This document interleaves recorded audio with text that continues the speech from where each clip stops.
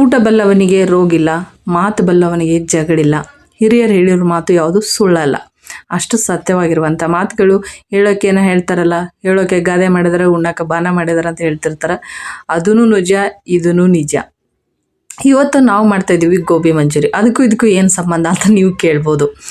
ಅಂದರೆ ರೋಗ ಅಥವಾ ಜಗಳ ಅನ್ನೋದಕ್ಕಿಂತ ಏನಂದರೆ ಇಲ್ಲಿ ಈಗ ನಾವು ಹೋಗಿ ಎರ್ರಾಬಿರಿ ಹೋಟೆಲಲ್ಲಿ ಅಂಗಡಿಗಳಲ್ಲಿ ತೊಗೊಂಡು ತಿಂದು ಏನೋ ಒಂದು ಕಾಯಿಲೆ ಮಾಡಿಕೊಂಡು ಅದಕ್ಕೆ ಮತ್ತೆ ಮನೆಯಾಗೆ ಬಂದು ಏನೋ ಒಂದು ಆಯಿತು, ಫುಡ್ ಪಾಯ್ಸನ್ ಆಯಿತು, ಇನ್ನೊಂದಾಯಿತು, ಮತ್ತೊಂದಾಯಿತು ಅಂತ ನಾವು ಮನೇಲಿ ಹೇಳಿದಾಗ ಮನೇಲಿ ಜಗಳನೇ ಸ್ಟಾರ್ಟ್ ಆಗುತ್ತೆ. ಹಾಗಾಗಿ ನೀವು ಮನೆಯಲ್ಲೇ ಯಾವುದಾದ್ರೂ ವಸ್ತುವನ್ನು ನೀವು ಏನಾದರೂ ತಿನ್ನಬೇಕು ಅಂತಂದರೆ ಆಚೆ ಕಡೆದು ಒಂದು ದಿವಸ ನೀವು ವಾರಕ್ಕೆ ಒಂದಿನ ಆದರೂ ಮನೇಲಿ ಮಾಡ್ಕೊಂಡು ತಿಂದರೆ ಯಾವುದೂ ರೋಗನೂ ಬರಲ್ಲ. ಹಾಗೆ ಮತ್ತು ನೀವು ಆರೋಗ್ಯವಾಗಿ ಇರ್ಬೋದು. ಮನೆಯಲ್ಲಿ ಮಾಡಿರುವಂಥ ಖುಷಿ ಇರುತ್ತೆ, ಹಾಗೆ ಮತ್ತು ನ್ಯಾಚುರಲ್ ಆಗಿರುತ್ತೆ. ಹಾಗಾಗಿ ನೀವು ಮನೆಯಲ್ಲಿ ಮಾಡಿಕೊಂಡು ಯಾವುದೇ ಒಂದು ಐಟಮ್ಸ್ ಮಾಡ್ಕೊಂಡು ತಿನ್ಬೋದು, ಒಳ್ಳೆಯದು ಅಂತ ನನ್ನ ಉದ್ದೇಶ. ಹಾಗಾಗಿ ಹೇಳಿದೆ. ಇವತ್ತು ನಾವು ಕೂಡ ಅಷ್ಟೇ ಮೊನ್ನೆ ಪಾನಿಪುರಿ ಮಾಡಿದ್ವಿ, ಅದಾದಮೇಲೆ ಏನೋ ಮಾಡಿದ್ವಿ ನೆನಪಿಲ್ಲ. ಹಾಗೆ ಮತ್ತು ಈಗ ಗೋಬಿ ಮಂಚೂರಿನ ಮಾಡ್ತಾಯಿದ್ದೀವಿ ಮನೆಯಲ್ಲೇ. ಗೋಬಿ ಮಂಚೂರಿ ಮನೆಯಲ್ಲೇ ಆರಾಮಾಗಿ ಮಾಡ್ಕೋಬೋದು, ಏನು ಕಷ್ಟ ಇಲ್ಲ. ಏನೆಲ್ಲ ಮಾಡಿದ್ವಿ ಅಂತ ತೋರಿಸ್ಬೋದಾಗಿತ್ತು. ಕೆಲವೊಂದು ವಿಡಿಯೋ ಡಿಲೀಟ್ ಆಗಿದೆ, ಕೆಲವೊಂದು ವಿಡಿಯೋನೇ ಮಾಡೋಕ್ಕಾಗಲಿಲ್ಲ, ಮರ್ತೋಗಿ ಆಮೇಲೆ ವಿಡಿಯೋನ ಮಾಡ್ಕೊಂಡ್ವಿ. ಇನ್ನು ನಾನಿಲ್ಲಿ ಯಾವುದಾದ್ರು ಹಿಟ್ ಹಾಕಿದ್ದೀನಿ ಅಂತ ವಿಡಿಯೋ ಮಾಡಿದ್ದೆ, ಆದರೆ ಅದು ನನಗೆ ಏನಾಯ್ತಂದರೆ ಮಿಸ್ ಆಗೋಯ್ತು. ಇಲ್ಲಿ ನೋಡಿದ್ರಲ್ಲ ನಾನು ಏನೇನು ಹಾಕಿದ್ದೀನಿ ಅಂತ. ನಾನು ಕಾರ್ನ್ಫ್ಲವರ್ ಹಿಟ್ಟು ಮತ್ತು ಮೈದಾ ಹಿಟ್ಟು ತೊಗೊಂಡಿದ್ದೀನಿ ಸ್ವಲ್ಪ.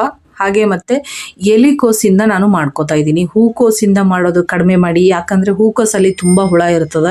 ನೀವು ನೀರಲ್ಲಿ ಕುದಿಸ್ತೀವಿ ಅಂತಂದರೂ ಕೂಡ ಒಳಗಡೆ ಹುಳ ಇರ್ತದೆ. ಬೇಕಂದ್ರೆ ಕುದಿಸಿದ ಆದಮೇಲೆ ನೀವು ಬಿಡಿ ಬಿಡಿ ಮಾಡಿ ನೋಡಿರಿ, ಹುಳ ಒಳಗಡೆ ಹಸಿರಾಗಿ ಇದ್ದೇ ಇರ್ತಾವೆ. ಹಾಗಾಗಿ ಎಲೆಕೋಸಿಂದ ನೀಟಾಗಿ ಅದನ್ನು ಕಟ್ ಮಾಡಿ ತೊಳೆದು ಮಾಡ್ಕೊಳ್ಳೋದ್ರಿಂದ ತುಂಬಾ ಒಳ್ಳೆಯದು ಆರೋಗ್ಯಕ್ಕೆ. ಹಾಗೆ ನಾವು ಇವತ್ತು ಎಲೆಕೋಸಿಂದ ಗೋಬಿ ಮಂಚೂರಿನ ಮಾಡ್ಕೊಳಕತ್ತೀವಿ. ಹೇಳಿದ್ನಲ್ಲ, ಖಾರ, ಉಪ್ಪು ಮತ್ತು ಶುಂಠಿ ಬೆಳ್ಳುಳ್ಳಿ ಪೇಸ್ಟ್ ಹಾಕಿ ನಾನು ಸ್ವಲ್ಪ ಮೈದಾ ಹಿಟ್ಟು ಮತ್ತು ಸ್ವಲ್ಪ ಕಾರ್ನ್ಫ್ಲವರ್ ಹಿಟ್ಟನ್ನು ಮಿಕ್ಸ್ ಮಾಡಿಕೊಂಡು ಗೋಬಿ ಮಂಚೂರಿನ ಮಾಡ್ಕೊತಾ ಇದ್ದೀನಿ ರೀ. ಭಾರಿ ಮಸ್ತಾಗಿ ಬರಾಕತ್ತವು. ಮತ್ತು ಮಾಡೋದಂತೂ ತುಂಬಾ ಈಜಿ. ನಮ್ಗೆ ಅದೇ ಹೇಳಿದ್ನಲ್ಲ, ಹೊರಗಡೆ ಕೆಮಿಕಲ್ ಹಾಕಿರ್ತಾರೆ, ಒಂದು ಯಾವಾಗ ಮಾಡಿಟ್ಟಿರ್ತಾರಂತ ಗೊತ್ತಿರಲ್ಲ, ಅವ್ರು ಯಾವ ಎಣ್ಣೆ ಹಾಕ್ತಾರಂತನೂ ಗೊತ್ತಾಗಲ್ಲ. ಅರ್ಜೆಂಟಿಗೆ ಹೊರಗಡೆ ಫ್ರೆಂಡ್ಸ್ ಜೊತೆ ಹೋದಾಗ ಯಾವಾಗೋ ಒಂದು ಟೈಮ್ ತಿನ್ನೋದೇ ಬೇರೆ. ಮಕ್ಕಳ ಜೊತೆಗೆ ಮನೆಯವ್ರು ಎಲ್ಲರೂ ಸೇರಿ ತಿನ್ಬೇಕಂದ್ರೆ ಮನೇಲಿ ಮಾಡ್ಕೊಂಡು ತಿನ್ನೋದೇ ಬೆಸ್ಟು. ಇವಾಗ ಏನು ಹೇಳ್ತಾರಂದ್ರೆ, ಒಬ್ಬೊಬ್ರು ಏನು ಮಾಡ್ತಾರೆ, ಎಲ್ಲರೂ ಫ್ಯಾಮ್ಲಿ ಎಲ್ಲ ಸೇರಿ ಹೊರಗಡೆ ಹೋಗಿ ಏನಾದರೂ ತಿನ್ಕೊಂಬರೋಣ ಅಂತ ಹೋಗ್ತಾರೆ. ನೀವು ಅದ್ರ ಬದಲು ಮಾತದಲ್ಲಿರ್ತವೆ. ಅದ್ರ ಬದಲು ನೀವೇನು ಮಾಡ್ಬೇಕಂದ್ರೆ, ಹೊರಗೆ ಹೋಗಿ ತಿನ್ನೋದಕ್ಕಿಂತ ಈ ರೀತಿ ಮನ್ಯಾಗ ಎಲ್ಲರೂ ಫ್ಯಾಮ್ಲಿ ಸೇರಿ ಮಾಡಿ ಒಂದ್ಸತಿ ತಿಂದು ನೋಡ್ರಿ, ಎಷ್ಟು ಖುಷಿ ಇರ್ತೈತಿ. ಫ್ಯಾಮ್ಲಿ ಫುಲ್ ಸೇರಿ ಈ ರೀತಿ ಅಡುಗೆಗಳನ್ನ ಮಾಡ್ಕೊಂಡು ತಿನ್ನೋದ್ರಿಂದ ರುಚಿ ಇನ್ನೂ ಹೆಚ್ಚಿಗೆ ಆಗ್ತದೆ, ಮತ್ತು ಟೇಸ್ಟ್ ಕೂಡ ಇರ್ತದೆ, ಆರೋಗ್ಯವಾಗಿ ಕೂಡ ಇರ್ತದೆ.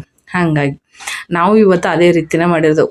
ಇಲ್ಲಿ ನೋಡ್ರಿ, ಕರೆಕ್ಟಾಗಿ ಈ ರೀತಿ ಕೆಂಪಗಾಗಿ ನಾವು ಬೇಯಿಸ್ಕೊಂಡಿದ್ದೀವಿ, ಅಂದರೆ ಎಣ್ಣೆ ಫ್ರೈ ಮಾಡ್ಕೊಂಡಿದ್ದೀವಿ. ಸಖತ್ತಾಗಿ ಬರಾಕತ್ತವು, ಒಳ್ಳೆ ಗರಿಯಾಗಿ ಬರತ್ತವು. ಇದಕ್ಕೆ ಮೇಯ್ನಾಗಿ ಗರಿಯಾಗಿ ಬರಬೇಕಪ್ಪ ಅಂದರೆ ಕಾರ್ನ್ಫ್ಲವರ್ ಹಿಟ್ಟು ಹಾಕಲೇಬೇಕು. ಕಾರ್ನ್ಫ್ಲವರ್ ಹಿಟ್ಟು ಹಾಕಿದ್ರೆ ಗರಿಯಾಗಿ ಪಕ್ಕ ಬರ್ತೈತ್ರಿ ನಮ್ಗೆ. ಹಾಗಾಗಿ ಈಗ ನಾನು ಎಲ್ಲವನ್ನೂ ಕೂಡ ಅದೇ ರೀತಿ ಮಾಡ್ಕೊಂಡಿದ್ದೀನಿ. ನಾನು ಏನು ಹೇಳ್ತೀನಪ್ಪ ಅಂತಂದ್ರೆ, ಜಾಸ್ತಿ ಹೊರಗೆ ತಿನ್ನಕ್ಕೆ ಹೋಗಬೇಡ್ರಿ.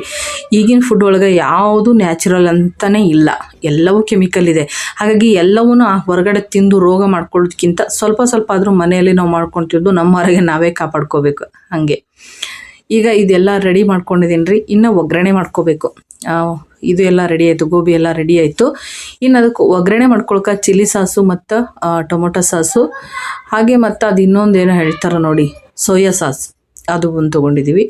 ಮತ್ತು ಈರುಳ್ಳಿ, ಇದಕ್ಕೆ ಸ್ವಲ್ಪ ನಾವು ಕ್ಯಾಪ್ಸಿಕಮ್ಮು ಅದು ಹಾಕೋಬೋದು, ಸ್ವಲ್ಪ ತರಕಾರಿ ಎಲ್ಲ ಇದ್ರೆ. ಆದರೆ ಅದು ಯಾವುದು ಇಲ್ಲದೆ ಇರೋದಕ್ಕೆ ನಾನು ಸಿಂಪಲ್ಲಾಗಿ ಇದನ್ನು ಒಗ್ಗರಣೆನ ಮಾಡ್ಕೊಳತ್ತೀನಿ. ಸಾಸ್ಗಳೆಲ್ಲ ಹಾಕೋತಾ ಇದ್ದೀನಿ. ಅಂದರೆ ಇಲ್ಲಿ ಏನಪ್ಪ ಅಂತಂದರೆ, ಚಿಲ್ಲಿ ಸಾಸು ನಾವು ಅಂಗಡಿಯಿಂದನೇ ತೊಗೊಂಬರ್ಬೇಕಂತೇನಿಲ್ಲ, ಮನೇಲೇ ಮಾಡ್ಕೋಬೋದು. ನಾನು ಹೇಳಿದ್ದೆ ಮನೇಲೇ ಮಾಡ್ತೀನಿ ಅಂತ. ಅವರು ಸೋಯಾ ಸಾಸ್ ತೊಗೊಂಬರಕ್ಕೆ ಹೋಗಿ ಚಿಲ್ಲಿ ಸಾಸ್ ಕೂಡ ತೊಗೊಂಬಂದಿದ್ದಾರೆ ಅಂಗಡಿಯಿಂದ.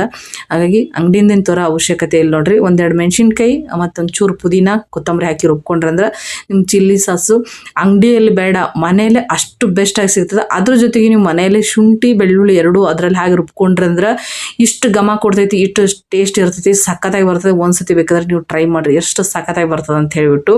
ತುಂಬ ರುಚಿಯಾಗಿರ್ತದೆ, ಮನೆಯೆಲ್ಲ ಘಮ ಘಮ ಅಂತದೆ. ಈ ಥರ ಎಡವಟ್ಟುಗಳಾತ ನೋಡ್ರಿ. ಸ್ಪೂನ್ನೇ ಹಾಕೋಬೇಕು ಅನ್ನೋಟಲ್ಲೇ ತಳಗೆ ದಬಕ್ಕನೆ ಬಿದ್ದೋಯ್ತು. ಹೀಗೆ ಕೆಲಸ ಹೇಳೋಕ್ಕಾಗಲ್ಲ, ಹೆಂಗೆ ಎಡವಟ್ಟಾತ ಅಂತ. ಸ್ವಲ್ಪ ಜಾಸ್ತಿ ಆಯಿತು. ಆದರೆ ನಾನು ಇಲ್ಲಿವರೆಗೂ ಸೋಯಾ ಸಾಸ್ ಅಂತ ಯೂಸೇ ಮಾಡಿರಲಿಲ್ಲ. ಇದೇ ಫಸ್ಟ್ ಟೈಮ್ ನಾನು ಇದು ಯೂಸ್ ಮಾಡಿರೋದು. ಮತ್ತು ಇದು ಗ್ರೀನ್ ಚಿಲ್ಲಿ ಸಾಸ್ ಅದು ತೊಗೊಂಬಂದಿದ್ರು, ಅದನ್ನು ಕೂಡ ಹಾಕೋತಾ ಇದ್ದೀನಿ.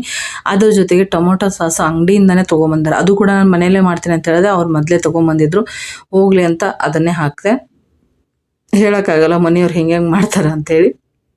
ಇದನ್ನೆಲ್ಲ ಪೂರ್ತಿಯಾಗಿ ರೆಡಿ ಮಾಡ್ಕೊಂಡಿವ್ರಿ. ಇನ್ನು ಮಾಡಿದ್ದು ತಿಂದಿದ್ದು ಎಲ್ಲ ವಿಡಿಯೋ ಮಾಡ್ಕೊಂಡಿದ್ದೆ, ಆದರೆ ಅದು ಹೇಳ್ತೀನಲ್ಲ ಮಿಸ್ ಆಗಿದೆಯೋ ಇದ್ರ ಜೊತೆಗೆ ಬಂದಿದೆಯೋ ಗೊತ್ತಿಲ್ಲ, ನೋಡಬೇಕು.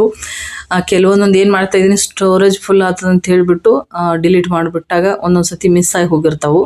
ಹಾಗೆ ಈಗ ಅದಕ್ಕೆ ಸ್ವಲ್ಪ ಅಚ್ಕಾರದ ಪುಡಿನ ಹಾಕ್ಕೊಂಡಿದ್ದು, ಸ್ವಲ್ಪ ಟೇಸ್ಟ್ ಖಾರ ಇರಲಿ ಅಂತ ಹೇಳ್ಬಿಟ್ಟು. ಚಿಲ್ಲಿ ಸಾಸ್ನಾಗ ಅದ್ರಾಗೇನು ಅಷ್ಟೊಂದು ಖಾರ ಇರಲ್ರಿ.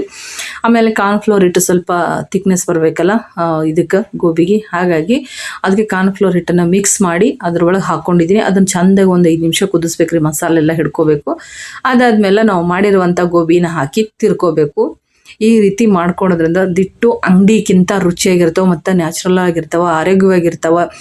ಆಗ ನೀವು ಮಾಡ್ಕೊಂಡು ತಿಂದ್ರೆ ಮನೆ ಒಳಗೆ ಖುಷಿ ಇರ್ತೈತಿ. ಎಲ್ಲರೂ ಸೇರಿ ಮನೆ ಒಳಗೆ ರೌಂಡಾಗಿ ಕುತ್ಕೊಂಡು ತಿನ್ನೋದ್ರಿಂದ ಇನ್ನೂ ಬೆಸ್ಟ್ ಆಗಿರ್ತದೆ. ನೀವು ರೋಡ್ ಸೈಡಲ್ಲಿ ಹೋಗಿ ಅಲ್ಲೊಬ್ರು ಇಲ್ಲೊಬ್ರು ನಿಂತ್ಕೊಂಡು ತಿನ್ನೋದಕ್ಕಿಂತ ನೀವು ಮನೆಯಲ್ಲಿ ಈ ರೀತಿ ತಿನ್ನಿರಿ. ಇಷ್ಟು ಗೋಬಿ ಮಂಚೂರಿ ನೀವು ಹೊರಗಡೆ ತಿಂದರೆ ಏನಿಲ್ಲ ಅಂದರೂ ಒಂದು 500 ಮ್ಯಾಲೆ ನಿಮಗೆ ಬಿಲ್ ಆಗ್ತದೆ. 500 ಏನೂ ಜಾಸ್ತಿನೇ ಆಗ್ತದೆ. ಹಾಗಾಗಿ ಒಂದು 500 ರೂಪಾಯಿ ಒಳಗಡೆ ನೀವು ಇದನ್ನು ಒಂದು 100-200 ರೂಪಾಯಲ್ಲೇ ನೀವು ಒಂದು ಗೋಬಿ ಮಂಚೂರಿಯನ್ ಮಾಡಿಕೊಂಡು ಮನೆ ಮಂದಿ ಎಲ್ಲ ತಿನ್ಬೋದು. ದುಡ್ಡು ಉಳಿತಾಯ, ಆರೋಗ್ಯನೂ ಉಳಿತಾಯ, ಹಾಗೆ ಮತ್ತು ನಿಮ್ಮ ಟೈಮ್ನೂ ಉಳಿತಾಯ, ನಿಮಗೆ ಖುಷಿ ಕೂಡ ಆಗ್ತದೆ ಈ ರೀತಿ ಮಾಡ್ಕೊಳ್ಳೋದ್ರಿಂದ.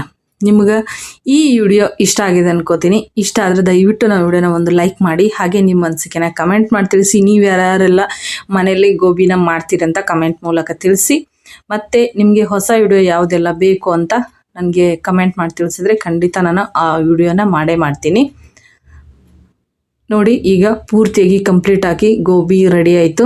ಈಗ ಎಲ್ಲರೂ ಸೇರಿ ಈಗ ಸುಮ್ಮನೆ ಟೇಸ್ಟ್ ಮಾಡೋಕ್ಕೆ ಅಂತೇಳಿ ಸಿದ್ಧಾರ್ಥಕ್ಕೆ ಕೊಟ್ಟಿದ್ದು. ಹಾಗೆ ನಾವೆಲ್ಲರೂ ಸೇರಿ ನೋಡ್ರಿ ಇಲ್ಲಿ ತಿನ್ನಕತ್ತೀವಿ. ರುಚಿಯಾಗಿ ಸಖತ್ತಾಗಿ ಬಂದವು. ನಮಗಂತೂ ತುಂಬಾ ರುಚಿ ಆಯಿತು, ತುಂಬಾ ಇಷ್ಟ ಆಯಿತು. ವಿಡಿಯೋ ಎಲ್ಲಿ ಮಿಸ್ ಆಗಿದೆ ಅಂದ್ಕೊಂಡಿದ್ದೆ, ಮಿಸ್ ಆಗಿಲ್ಲ, ಸಖತ್ತಾಗಿ ಬಂದೈತಿ. ಎಲ್ಲರೂ ಟೊಮೊಟೊ ಸಾಸ್ ಹಾಕ್ಕೊಂಡು ಈರುಳ್ಳಿ ಹಾಕ್ಕೊಂಡು ಮಸ್ತಾಗಿ ತಿನ್ನಕತ್ತೀವ್ರಿ. ರುಚಿ ಅಂತೂ ಸಖತ್ತಾಗ್ಯಾವು. ನೀವು ಕೂಡ ಮನೆಯಲ್ಲಿ ಮಾಡಿಕೊಂಡು ತಿನ್ನಿರಿ, ಆರೋಗ್ಯವಾಗಿರಿ.